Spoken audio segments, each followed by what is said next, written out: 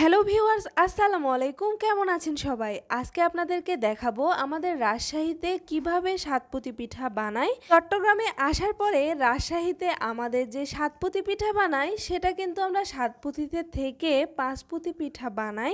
এখানে লোহার একটি পাত্রে আমরা এই পিঠাটা তৈরি করব।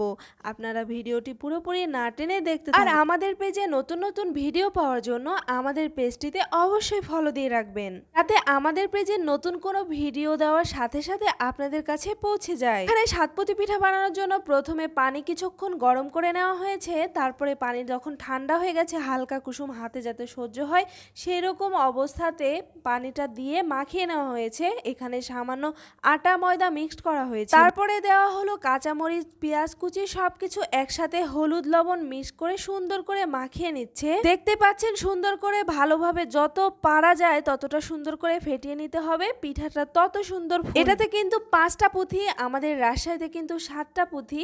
এই 5 পুঁথিতে সুন্দর মতো লোহার যেহেতু লেগে যেতে পারে, এই জন্য সামান্য পরিমাণে তেল দিয়ে নিতে হবে।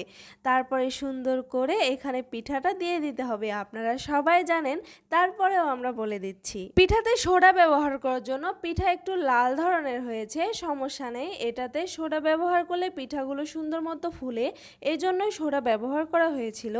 সাতপুতি পিঠা কিন্তু আমাদের রাজশাহীতে সবাই মাংস বা যে কোনো কিছু, বিশেষ করে কোরবানির সময় এই পিঠাটা খাওয়া হয় বেশি। আপনারা কে কে এই পিঠা খান অবশ্য কিন্তু কমেন্ট করে জানিয়ে যাবেন। আল্লাহ হাফেজ, সবাই ভালো থাকবেন।